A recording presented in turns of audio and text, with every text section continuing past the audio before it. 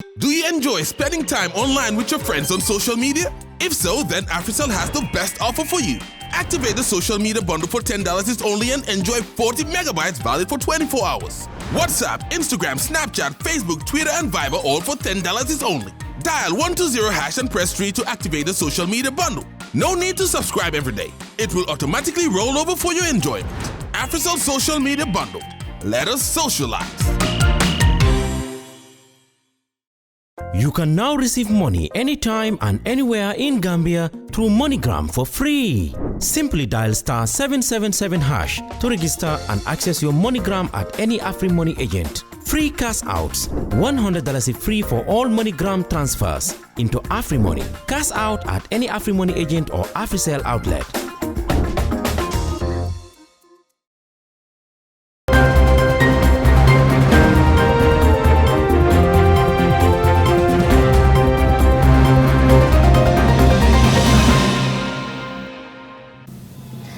Hello and welcome to the Star TV Newsroom. We're broadcasting from our studios in Sarakunda. I am Maria Madam and many thanks for joining us. Let's begin with our main headlines. UDP and PDRS NAMS opposed the urgent introduction of the former President Bill 2023. The Ministry of Defense and partners validates the Arms Trade Treaty. Legislators pass his victims' reparations and ban from public office bills. WAEC awards Best Performing Students of WAEC and Gabasi. On international news, in Nigeria, authorities recovered remains of 80 bodies near Abia Cattle Market. This is much more coming. Stay tuned.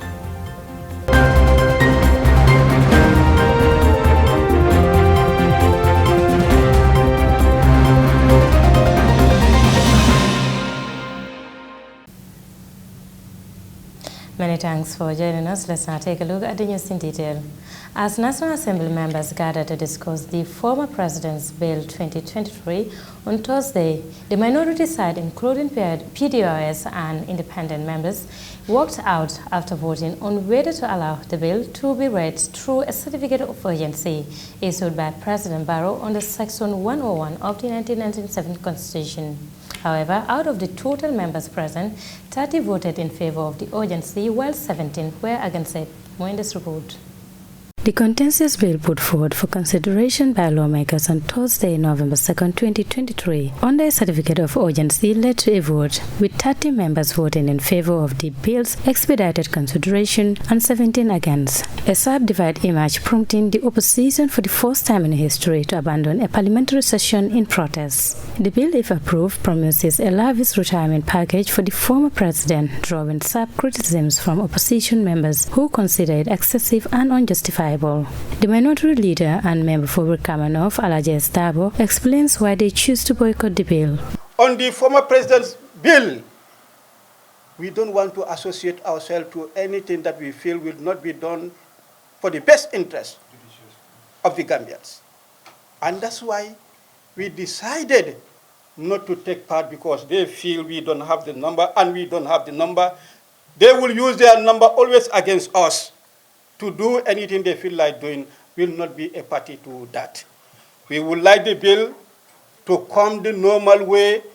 We give it to the relevant committee to scrutinize, do necessary consultation, report back, and we put the input of the people diligently. The member for Wool is Honorable Swaibu Toure re-echoed similar sentiments. A bill as important as this, as complicated as this, as controversial as this, it should go through scrutiny, proper scrutiny.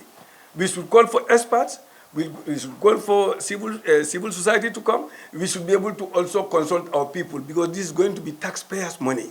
However, despite the decision of the minority come to boycott the session, the bill was read for the first and second time for NAMS to debate on it. Why should I live to see the head of state, a person who has occupied the highest position in this country, to be a destitute in the street of the Gambia? Only African president that answer to ICC. But with the coming of this bill, we rest assured that our presidents will be very, very comfortable. Because we don't want our president to overstay in power. But what will become of them after they relinquish power? The fear is that I am going to be taken to prison. Everything that belongs to me will be taken away from me. That is very, very sad for a nation. Understand the context of these bills that we bring here. This is not Adama Barrow's bill or Yahya Jammeh's bill. These are bills that are brought here for posterity. Yeah, we have to look at the office, not the individual. We need to dignify it in such a way, because we all know, but presidents are politicians. And life after president, we all know what we go through. Social functions are there. International functions are there. People will still come to you to seek for support.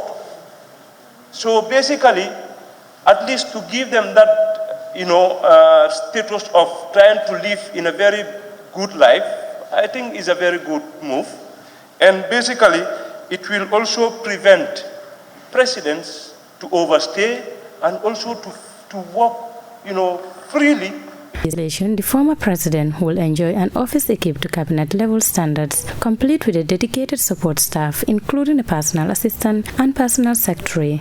Furthermore, the retirement package includes a monthly pension equivalent to the sitting president's salary, a non-taxable lump reflecting 6 months of their last gross salary while in office, and a fully furnished residence with all associated utilities. In a bid to cater to the former president's comfort, the bill guarantees amenities such as telephone, internet, and a designated culinary and housekeeping team, carefully selected by the former presidents themselves. Diplomatic passports for life, medical and dental insurance coverage, and a fleet of self-fuel-driven vehicles with periodic replacement are also part of the retirement packs. Security and an annual 1-month state-funded vacation are additional provisions in the bill. Maria Madem, reporting for Star TV News. Now moving on, the Ministry of Defense, in conjunction with Safer Wall, on Wednesday converged at the Sadauda Karaba Jawara International Conference Center in Bijulo to validate the Arms Trade Treaty. The ceremony also witnessed the presentation of the National Assessment Report, which was compiled by Safer Wall. As our model Baji reports, the occasion was graced by senior government officials and a cross-section of the security sector. The report is part of a larger project funded by the ATT Voluntary Trust Fund that will develop a national action plan setting out a series of priority steps that the Gambia will need to take to become fully Armed Trade Treaty compliant. The Minister for Defense, Sering Modunjai, said the government of the Gambia recognized the Armed Trade Treaty for global regional peace and security. The minister outlined the objectives of the Armed Trade Treaty. It aims to reduce human suffering caused by illegal and irresponsible arms transfer, and also to improve regional security and stability, as well as to promote accountability and transparency by state parties concerning transfer of conventional arms. Excellencies, distinguished ladies and gentlemen, the ATT, through the ATT Voluntary Trust Fund, funded the ATT Gambia project support and facilitate the country's implementation of the treaty to achieve full treaty compliance. The other form of support provided by the ATT Secretariat includes its sponsorship program that support the Gambia's participation in the Conference of State Parties to the ATT since 2020.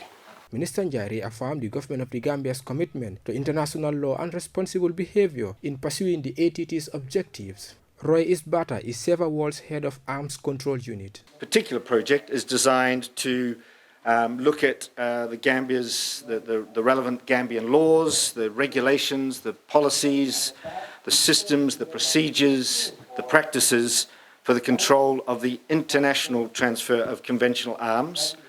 So we're not talking about the domestic management of arms, and we are talking about small arms, but we are also talking about all other kinds of conventional arms, from right up to an aircraft carrier. And so it's looking at the system as it exists in the Gambia, comparing that to the requirements of the Arms Trade Treaty, identifying where there are any gaps, and then charting a path to address and fill those gaps so that Gambia can ultimately be a fully compliant state party to the Arms Trade Treaty. The head of the Armed Trade Treaty Secretariat, Duminisi Daladala, said the event demonstrated the government of the Gambia's willingness to adopt the ATT while urging the stakeholders to maintain what he described as a good momentum. This is a very important step indeed,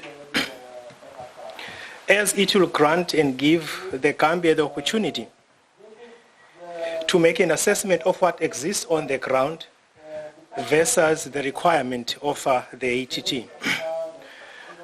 And I think in so doing, the Gambia will be able to identify existing gaps that will need attention and agree on how to go about establishing the necessary infrastructure for full ATT compliance.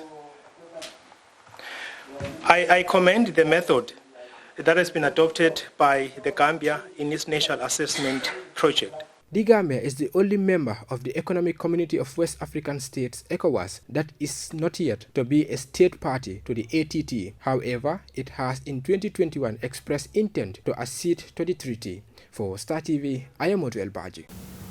That was Modu Elbaji reporting there. Now, despite some legislators opposing the urgent introduction of the Victims' Reparation Bill in Parliament on Wednesday, the National Assembly has unanimously passed it alongside with the Ban from Public Office TRRC Bill 2023. On Wednesday, November 1st, 2023, two significant bills were presented to deputies by Honorable Dauda A. Jallow, the Attorney General and Minister of Justice, to undergo all stages of the Assembly's legislative process. The 2023 Legislative Year First Extraordinary Session provided an opportunity for members to address all the bills presented to them. President Barrow issued a certificate of urgency in accordance with Section 101 of the 1997 Constitution, facilitating the expeditious consideration of these bills. However, when it came to the second reading of the Victims' Reparation Bill, which involved a debate on its general merits and principles, a divide emerged among the National Assembly members. Some NABs expressed opposition to the urgent introduction of the bill, while others fully supported its expedited treatment. Honorable Speaker, this bill is very progressive. But notwithstanding, I will also want clarity from the Attorney General, the Minister of Justice, to tell us how inclusive this bill was in terms of consultation. I say I firmly understood as people's representative to endorse a law that I even myself not adequately understand. That is the problem we are talking about here. No one is against it. But do you, between you and your God, can you say for sure you understood this document?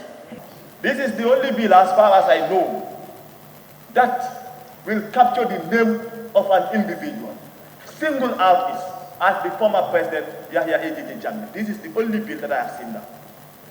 I wonder whether it's a witch hunt or what are we targeting as a nation. We all knew and understand that the process of governance is a difficult process. And in it, you don't expect perfection, you expect shortcomings in terms of governance. But then, how was the justice established? Whom can we classify as a victim? We are dealing with a national issue. It is not an individual issue. It shouldn't be partisan. I'm not standing here on partisan. I'm standing here on a patriotic ground. I am not a victim. I'm not even close to be a victim. Neither the other parties where we are taking our proceeds to compensate. But we need to scrutinize this thing vigorously and understand the merits of this. If I say that I'm opposing this bill because it was left to lie down for 7 good years, and today now the government has decided to right the wrong and bring it, you should be honest enough to support it and help government and vote for it. Let's allow the victims also enjoy their rights. Let the country start to heal from the atrocities happening in this country. But by keeping this bill for another session or for another period of time, for another consultation, after completely 5 years, there is a commission on this. And still now the consultation can continue. Honorable member, I think the victims need to be liberated. They're supposed to get whatever they demand. But we really want to know, Honorable Minister of Justice, how are you going to compensate these victims? We don't want to pass this bill, and less than 1 month or 3 months or 5 months or 1 year, we had other victims complaining that we haven't received any money. Following the extensive discussion, the bill was referred to the Committee of the Whole House for proper scrutiny. Subsequently, it proceeded to the third reading, where members unanimously passed the amended Victims' Reparations Bill 2023. This bill seeks to introduce a comprehensive framework for reparations by enabling establishing a commission responsible for compensating victims of former President Jammeh. It also aims to create an up-to-date database of victims. Additionally, the bill proposes the establishment of a victims fund, which will be funded through various channels, including the proceeds from the sales of properties owned by former President Jammeh. Meanwhile, the ban from public office TRRC Bill 2023 also went through the first and second reading. However, it was referred to the Committee of the Whole Assembly for close-by-close consideration without any debate. This motion was raised by the NAM for All Yundum, Honorable Abdullah Sise, in accordance with Section 53F of the Standing Orders of the National Assembly. After a close-by-close scrutiny, the bill was finally passed with the consent of all members except for the NAM for Fonyi Councillor, Honorable Almami Jiba. The bill seeks to make substantive provisions for the banning of public officials recommended by the Truth, Reconciliation and Reparation Commission, the TRRC, and to create a schedule where banned public officials will be listed for gazetting. Maria Madam, reporting for Star TV News. Let's now move to education matters, as the West African Examination Council WAEC on Thursday honored 4 outstanding students, 3 from Kabasi and 1 from WAS, at an event ceremony held at the WAEC office grounds in Banjul. The event, attended by administrators, school heads, students, and parents, recognized the exceptional academic achievements of these individuals in the 2021 and 2022 exams. Hadi Jaju provides us more in this report. The ceremony is part of WAEC's annual national trophy for the best 4 performing students of WAS and Gabesi in the Gambia. The presentation covered the West African Secondary School Certificate Examinations and Gambia Basic Education Certificate Examination 2021-2022. The Permanent Secretary at the Ministry of Basic and Secondary Education, Ibrahim Sisao, congratulated the awardees for what he termed as a brilliant performance, citing the government's commitment in ensuring quality in the education sector. Yes, we have seen government's demonstration on its commitment to ensuring quality in our education sector. Consequently, we have witnessed increased support in infrastructure and funding through our partnership with development partners. This has led to a significant increase in the number of classrooms in our upper basic and senior secondary schools throughout the country. He added that he was elated to note from the council authorities that all the awardees had written their examination and achieved their grades without the slightest sting of involvement in examination malpractice. I hope their achievement will serve as inspiration and motivation to younger people throughout the country. As regards examination malpractices, let me hasten to add that MOPSI appreciates all efforts that have been made by WAEC and all stakeholders to reduce it to the lowest minimum. Pasamba Balde, head of WAEC National Office in the Gambia, said the academic records of the winners shows their brilliant performance throughout their academic endeavors, highlighting the objectives of the award. The objective of the awards is to recognize excellence in our education system and to encourage students to strive for that excellence through this recognition, the prizes given, and the public profile of the event. In her closing remarks, Deputy Head of Test Development, Sukai Jabate, expressed her sincere gratitude to the administrators, teachers, and parents for their hard work, which led to the celebration of these awardees, challenging other students to emulate this great performance. We thank you all for giving us a reason to celebrate. This celebration would not have been possible without your splendid efforts. Congratulations once again.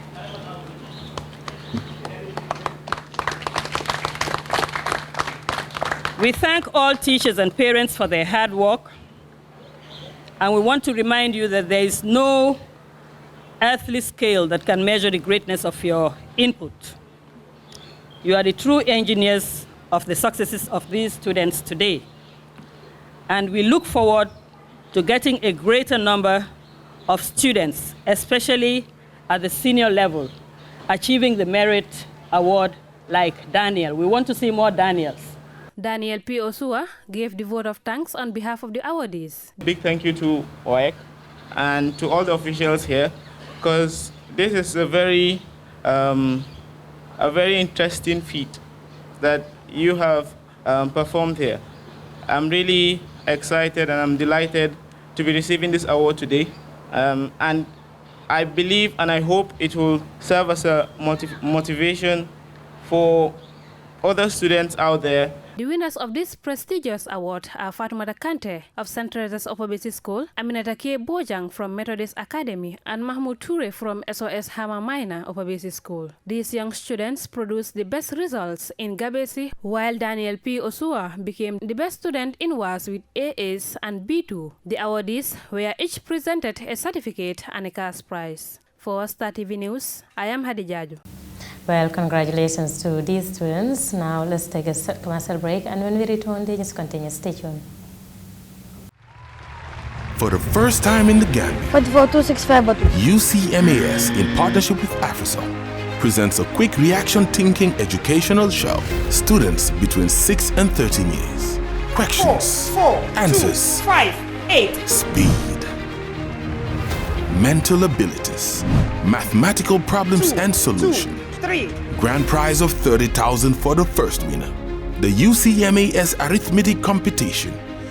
Every Tuesday at 7 p.m. and replayed on Saturday at 2 p.m. on GRTS.